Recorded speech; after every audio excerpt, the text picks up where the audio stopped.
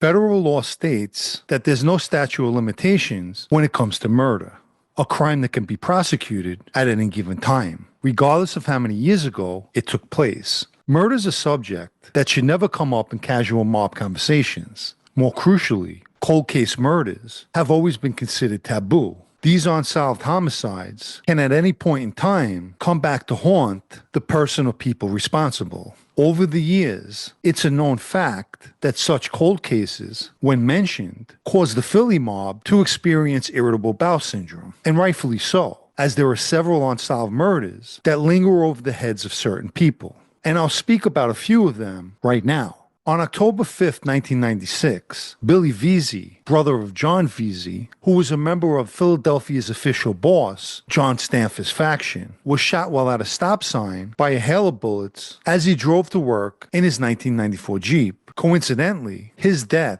took place the same day that his brother John was set to testify at the racketeering trial of his former boss Stanford. In 1993, John Vzy is suspected of shooting the self-appointed Philly boss in his ass and killing his right-hand man, Michael Ciancaglini. And the theory of most people is this was the reason for Billy Vzy's murder. Revenge for the 1993 incident, but strategically planned to place blame on Stanford for ordering it.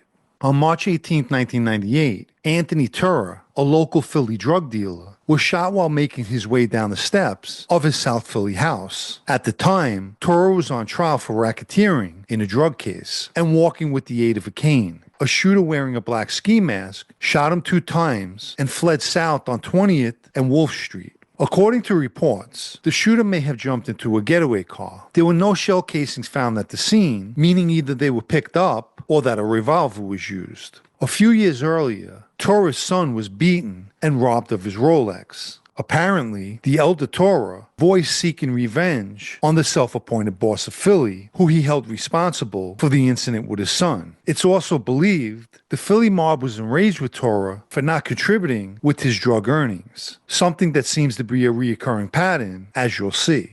On April 10, 1999, a low-level South Philadelphia drug dealer, Gino Marconi, and his girlfriend Patricia Miley were both shot outside Marconi's house on 20th Street in close proximity to Porter Street. Miley, who was shot several times, survived her injuries, but Marconi was pronounced dead at the hospital. This work was not up close and personal, but rather from a rifle. The shooter fired from a van that was parked close by and later set on fire with the .22 rifle in it a few blocks away, naturally to destroy any evidence. Allegedly, Marconi fell from grace with the Philly mob for failing to kick up street tax. Supposedly, this hit was carried out by Philly's Boston faction. The former consigliere for acting Philly boss Ralph Natale, Ronald Tury, is believed to have been murdered somewhere in the South Philly area. And on October 26, 1999, a Toyota belonging to Tury's wife was discovered and towed to the police station. At the time, Tury was considered a missing person for a few days leading up to this incident. When investigators popped the trunk, they discovered Tury's body face down with a bag over his head and hogtied.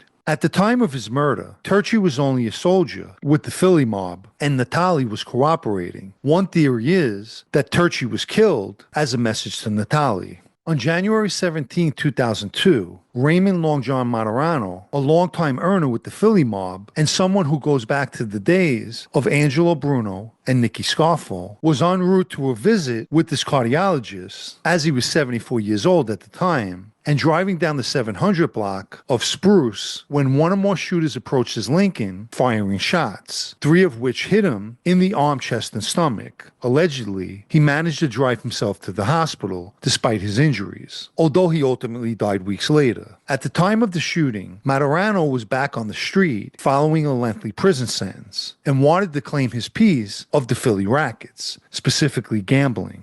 On November 22, 2003, Johnny Gang's Kasanto, also aligned with Philly's former official boss, John Stanford, was killed in his South Philly row house after he let 2 people in at around 2 a.m., one he apparently knew. When Kasanto turned his back, he was shot in the back of his head. He was known to be a hothead and quick to resort to violence. and also known for having no love for Philly's self-appointed boss, as well as flaunting the fact that he was carrying on an affair with that person's wife while her husband was in prison, obviously a major motive for his murder. On June 10, 2010, Rocco Manoscalco was at a local South Philly cafe watching a Flyer game when he received a call, stepped outside, and at 1:04 a.m., the police responded to the intersection of Colorado Street and Wolf and found Manoscalco hit several times. He was pronounced dead a short time later at around 1:21 a.m. Supposedly, Manoscalco, who incidentally was the nephew of Harry the Hunchback Riccobini, owned a tow truck business and was also into illegal rackets. It's been reported that Manoscalco's wife claimed that Philly member George Borghese was extorting her husband from prison. Manoscalco's murder could have also been the result of a disagreement over street tax. On December 12, 2012, at approximately 2:55 p.m., Gino Depietro was shot to death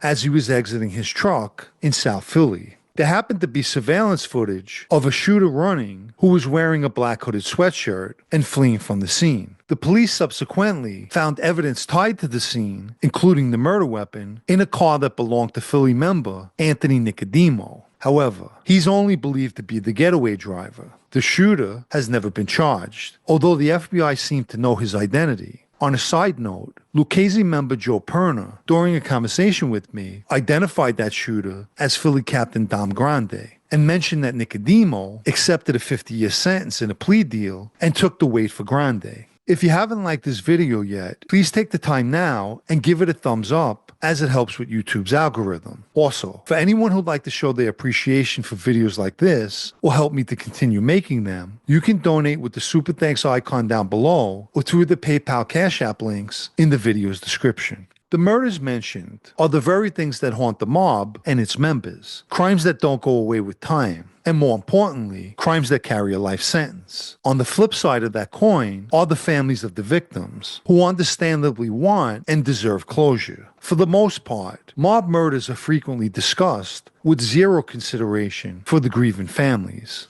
I believe 8 different murders were spoken about in this video. I may have missed 1 or 2. Nonetheless, it's significant enough when it comes to unsolved crimes. All it takes in any one of these murder cases is for someone to come forward or cooperate, and a domino effect will follow. I've personally been told videos such as this makes the Philly administration extremely irritable, and for obvious reasons. There's so much more to each story told, but I just wanted to give a brief background and not so much go into particulars. I'll end with this. It's been said, as far as law enforcement goes, the most effective units are in fact the cold case squads, people who work together with determination to solve these open cases. A little food for thought.